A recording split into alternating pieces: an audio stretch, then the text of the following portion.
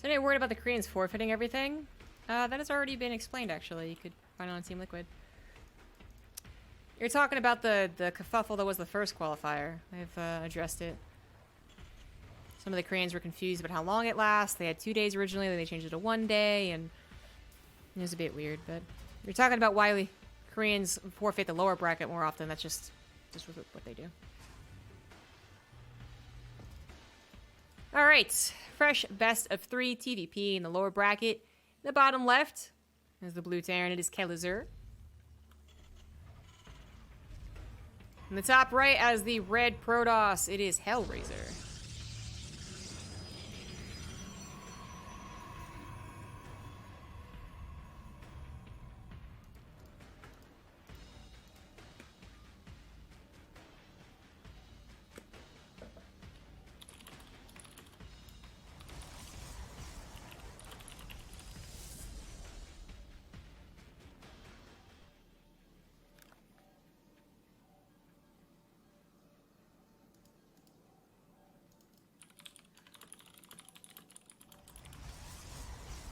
Well, nothing's going on. Just gonna tape up a little message.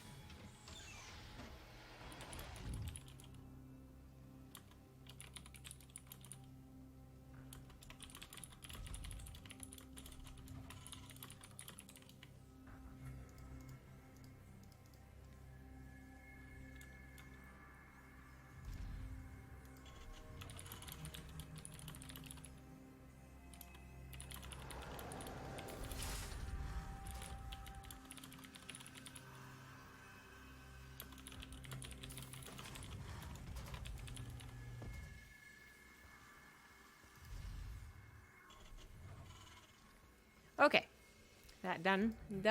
So I just saw Hellraiser take a really weird PvP on this map versus Gung Fu, knocking Gung Fu out of this qualifier, the last European qualifier, by the way.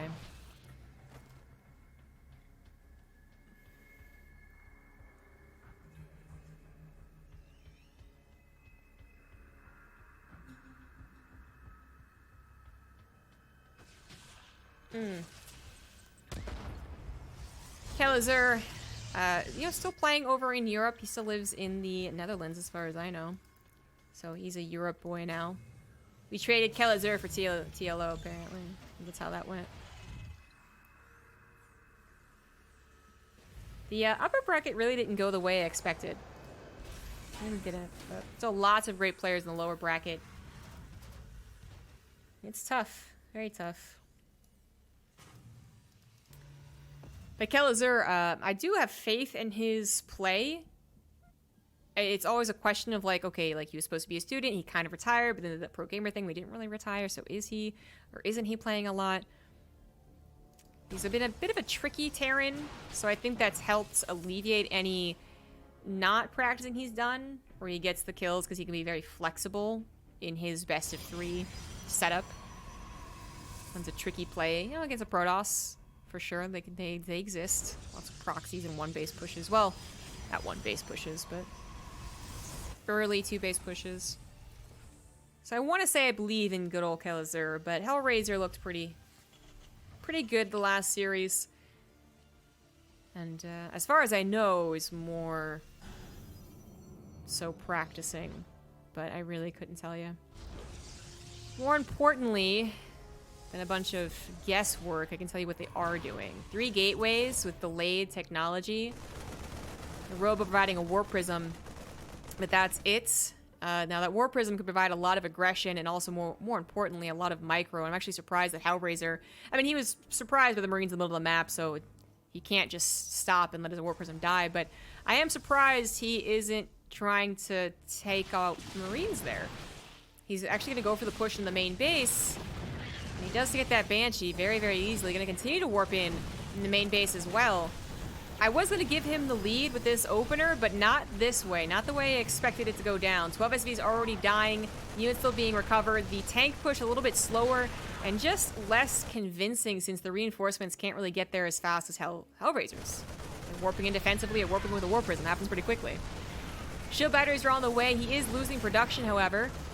Immortal Shield popped. That one tank trying to do good work. And the Warp Prism actually coming back reveals that Kelazhur does not have to worry about being backstabbed on the forefront of this push. Like, this is a weird game. Things are happening on both sides, both defending and attacking at the same time. I feel like this could have been just an easier game for Hellraiser had he just used that Warp Prism to defend, though. Forget about, like, a better game for him, but maybe just easier. Immortal is going to be saved by that shield battery. One bunker down. Next one is going to finish, but now the Warp Prism comes back? Nope. More important than that, he built a Dark Shrine, and it is done. He's going to go for some harassment. Kelazhur not quite prepared to deal with that. He did swap his starport off from the tech lab after getting that single Banshee. DTs can also be used defensively. Kelazhur might have 2 scans, but not much more than that. Warp Prism actually gets sniped. Very nicely done. Now he can focus entirely on dealing with his 1 DT, but only when he realizes it.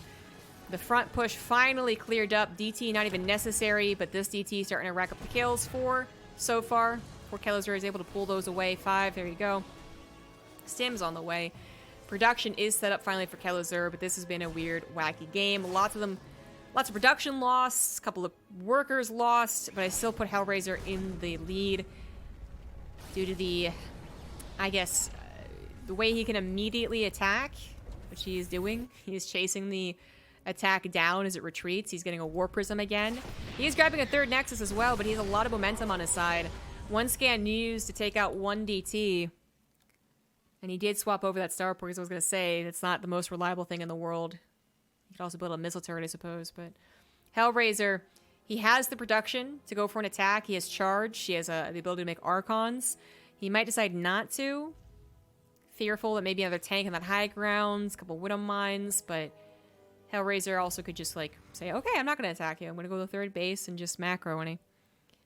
Flexibility here feels a little bit better for Hellraiser. For the time being, once Kelazhur is done defending, he hasn't taken any more damage from the DTs, he swapped over the starport to the medevacs, then he can also get out on the map and do whatever he wants, but that's a little bit longer than what Hellraiser can do. It's going to take a little bit longer. There are the Archons, Immortals, and the Warp Prism, no doubt, looking to take out that tank, and yeah. Yeah. GG.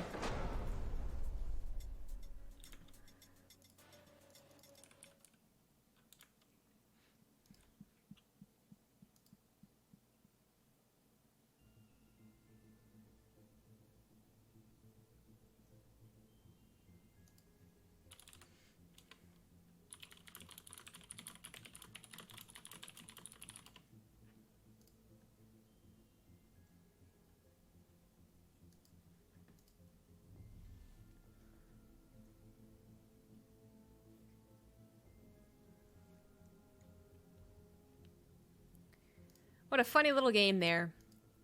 Hellraiser doing something that's really not that popular, too. Initially, when I saw his setup, I thought maybe he was doing, like, the blink thing, but noticeably no blink on the upgrade tab. He had already gotten the Warp Prism. But the point is, 3 gateways in a robo just for that Warp Prism is going to provide aggression. And I feel like that push that Kelazhur does is very dependent on not having any aggression whatsoever. It can flip. You know, if it realizes, oh, okay, you're attacking me, it can flip and try and be defensive and probably be okay, but it was awkward, because by the time they both realized what was happening, they both had already committed to it, and it just favored the Protoss's build. From my eyes, anyway. I don't see how that game goes in Kelazhur's favor. If he attacks like he did in any other way. Yeah. Maybe instead he pulls all the SCVs and goes all in, I don't know.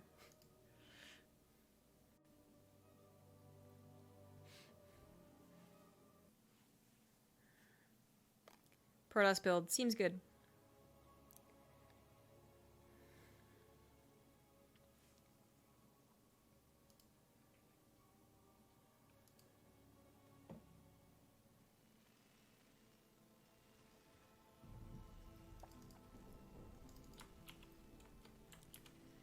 Top right, down 1, it is Kelazhur. Bottom left is the red Protoss, it is Hellraiser. Both of them still trying to make it to the losers? Yeah, losers finals, yeah. And then win that. It's like one less qualification spot actually feels like such a big difference when you think about how many more matches there have to be played before you can feel comfortable. Because they are playing out the qualified players to see if their seeding is better. They've got in. Like, that's usually just the thing that you want, not so much the seeding, although that can be really helpful. So for the guys in the winners bracket finals, for them both to still be, 100% and not qualified yet, and if they get sent down to the losers bracket, it's still very difficult there. That's tough. That just feels like so much more than the semifinals and winning that and being like, yep, we're done. I'm good.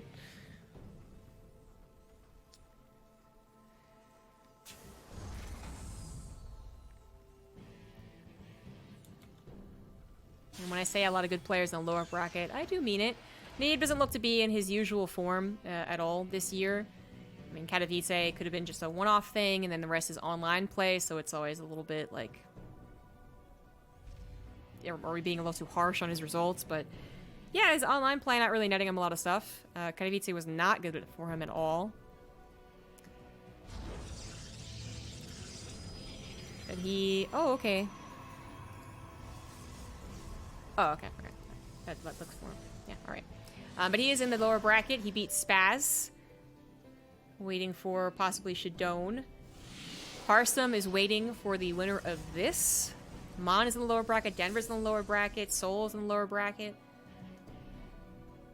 A lot of the good players from EU have already advanced, true. But still a lot more to get through. A little bit of luck sometimes, these brackets, no? Bunker in the natural can be annoying. Easily dealt with if you scout it. If you don't, let it happen. It is not supposed to be that big of a deal. You do need more than one stalker, though, and it does deny 4, 5, 6 probes mining. So you could watch this all day. Goes for a probe. Kelazhur Reaper control, always been very good.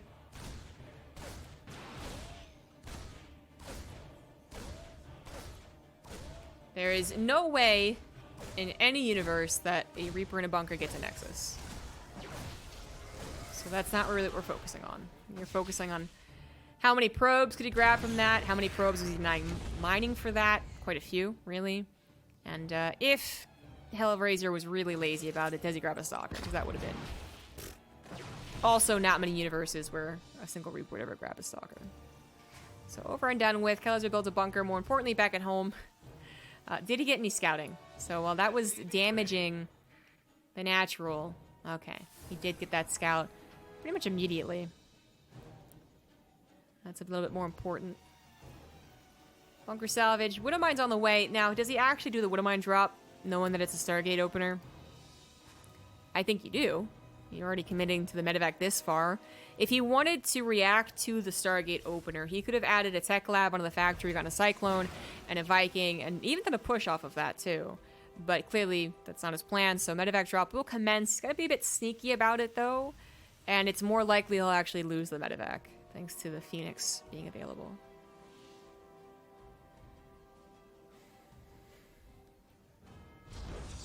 Medevac sneaks off to the left side. Sneaky, sneaky. Well, more accurately, there was a Widowmine being sneaky, but the Oracle did not fly over it. Goes for a simple revelation, sees the setup here.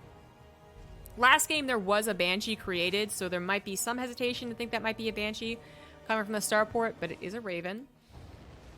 And here comes the Widowmine drop. Nothing in position to help against this, and ooh, I was a little worried he wasn't paying attention, but he is. So 3 probes, ideally. Oh no, the traitor probe! You bastard. It's like trying to let your friend in to save him from the zombie horde, and then because you let him in, the zombie horde got in too. Phoenix did find the medevac though, and Kelazhur figured, okay, well, it's gonna die either way. Let's try and drop out the Widowmines again. They will not be getting any more shots. Already got a little more than they really should have, but still not too many. Kelazhur only down a couple workers, that's nice. Phoenix into Robotics Bay. Definitely been bringing back this build. the last, like 6 months? More than that? Now, the Colossus can be Interference Matrix. If we did actually have a Raven, he did finish it. There it is, all tucked into the corner. No way it's signed to the Phoenix. But yeah, it can take out the Colossus, and you still have a pretty good push, even though you invested a lot into that Raven. But it also can be pushed away by the Phoenix, so not the hard counter for sure. But depending on how active they are and how good their map presence is with the Phoenix, like, sometimes that Raven does end the game. If you get your army across the map with the Raven and the Phoenix are over here going then you probably just win. That should never happen. Revelation constantly being cast, and these guys are quite good at the game. You would expect that. I don't know if he actually saw the Raven pop out, but considering how long a Banshee didn't pop out, I'd say he knows here. Now he sees it, gonna go after it and gets it. 5 Phoenix, man. Kill a Raven pretty quickly. That's really, really unfortunate. Kelazhur was so hopeful that would be part of a push. But that was a good sacrifice of a single Phoenix. Definitely a fair trade. More than fair. Hellraiser is still going to be a little bit unit light. Kelazhur scans and confirms that third Nexus is going to go right after it, but second Colossus, neither one going to be taken out of the equation.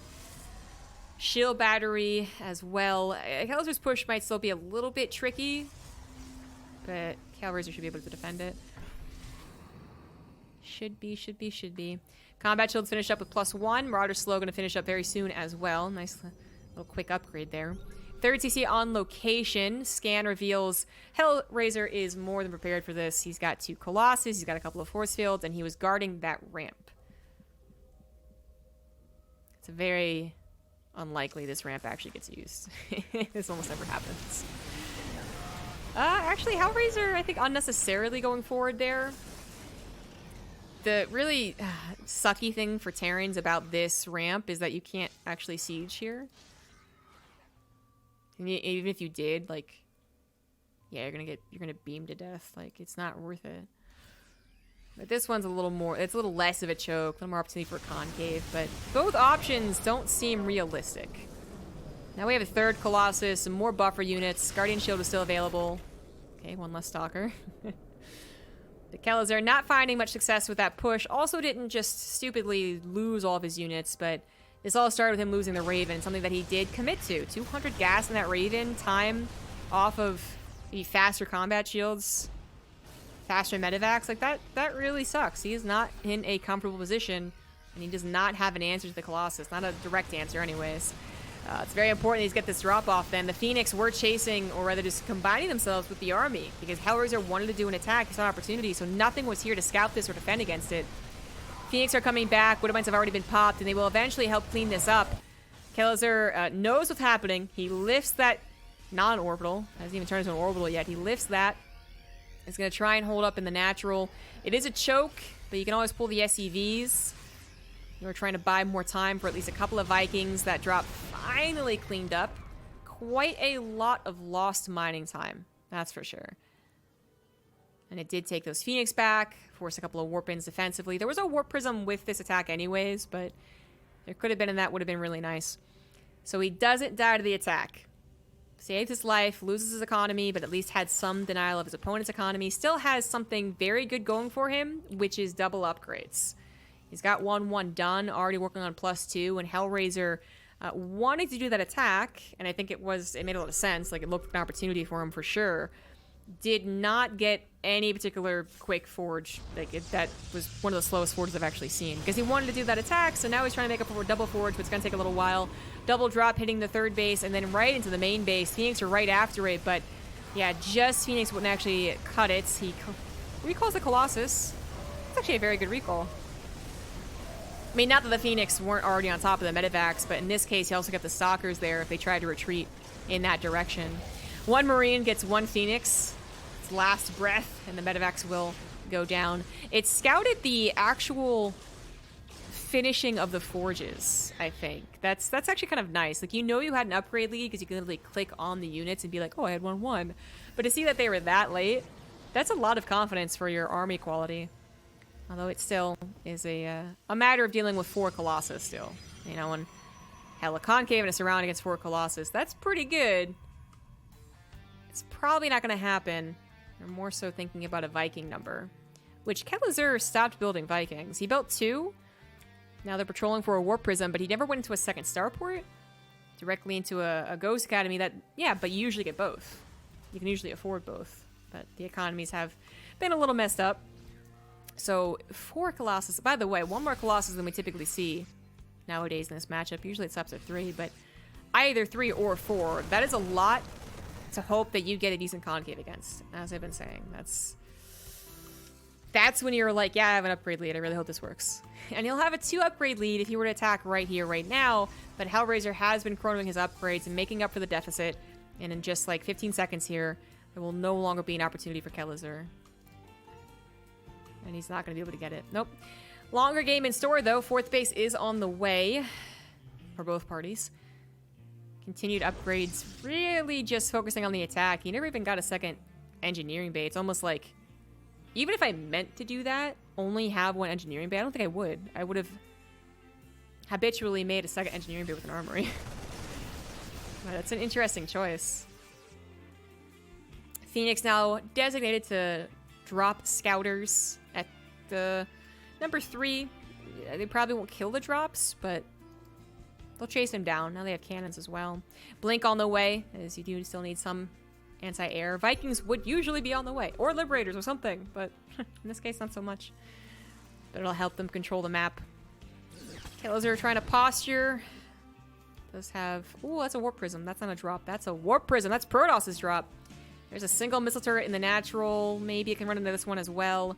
Not much else as far as anti-Warp Prism structures go. Nothing in the main base, so that could be a problem the longer the game goes. Zealots cleaning up all those Widow Mines. At this point, we don't see many more Widow Mines being produced. They are difficult to use when you're also getting all these other ingredients to your army. Those are really open to find Hellraiser out of position. We got an attack set up here, which Hellraiser is defending against, and attack set up on the left side, which he didn't actually know about. But far more importantly, that Warp Prism got into the main base. It is severely injured, but not dead. Viking should be able to take it out, but he's not quite going for it. And that is a speedy Warp Prism. Ah! He almost got it. It's too bad. Pretty quick reaction, though, to that drop. So not like any SCVs died, and he's just going to go ahead and repair that missile turret, build more missile turrets, maybe even more missile turrets to the north. Because at this point, it is a lot about you both posturing your armies, trying to find that advantage. And if you are distracted at the moment that you find that advantage, or they were also on the map and you didn't realize and you're distracted, like, you could just lose the game straight up. I mean, ditto for both parties, I suppose, but... Terran bias, right? That's still a lot of Widow Mines. Like, he was not producing them the last 2 minutes. Am I wrong? He just had a lot of them. All right. And that is still pretty important to note. Like, usually around this time, you would actually be talking about Zealots not having to worry about it at the very least. But now they have to worry about it, and with that high of a number, it's possible all the Zealots would die. If there's action happening in 2 different places, Hellraiser trying to react to both is not really splitting. There's a split finally, but then he actually goes back to using his 1 control group, and then he splits again, and then, okay, there's a little bit of indecisiveness that's going to end with him not splitting correctly. The Dark Shrine going to be targeted down. The Nexus goes down next. This one got very, very low. He finally decides to chase this attack on the right side truly, and he's going to actually be able to avoid the minefields, funnily enough, but the Nexus not quite down. Scans maybe with 1 last ET, probably. I'm going to grab an Immortal. The attack on the left side actually going pretty darn well, but the attack on the right side somewhere had to be weak, right? Because Hellraiser did miss-split. Somewhere had to be weak, and Kelazhur's army on the right side, that's what's currently weak. That's what's currently scary. Hellraiser looking to try and get some revenge, because this drop, this push, this run-by, there's a run-by, not being cleaned up yet. Stalker's trying to come back and deal with this, but they're, I guess, equal upgrades. 2-2 to 3-2, 3-1. Anyways. They're going to have a tough time against Marauders and Medivacs. That is literally what they're designed not to fight. So that is tough. Widow Mine's also getting microed into the probe line of the 4th, and 5th. Not the most amazing shots. There's one. There we go. denying this, reminding probes had gone down to the natural and the main base, and Hellraiser, no warp prism, going up a ramp into a choke, like, could not actually capitalize on chasing down the right side army. Kelazhur, posturing with two armies as he was, managed to find that one weakness. Hellraiser just not able to split. He was forced to split at like a last second scenario, thinking that it wouldn't actually be as problematic as it was, and because it was last second, he didn't judge his opponent's army correctly. I think if he had observers or revelations tagging both armies and knew exactly what they were going to do, he would have split more appropriately. But as uncomfortable as a split that was, and losing his economy, he has rebuilt a lot of his units, but this is a bold attack from both sides, actually. The concave of the Terran is pretty darn good, but not a lot of Vikings here on those Colossus, which end up, at least two of them, surviving. And for Kelazhur, he was up against 4 Colossus with, like, very few Vikings that are somehow still alive. And I think it actually does make more sense the Terran died in that trade. I looked at that, and I thought Kelazhur was going to back away, so I was like, yeah, this, you know, it's okay. And then he just stood there and kept attacking. And I was like, what? But he thought he had the advantage. He thought his Marauder count was high enough, being healed by those medevacs. But it wasn't. It was not. It was not. It was not. A little bit awkward there, but you know what? Kelazhur, he's got 5 bases. That is another planetary, not like a lifted main base. And he is still chugging away, producing 4 Marauders at a time. Now adding in his armor upgrades and his Liberators.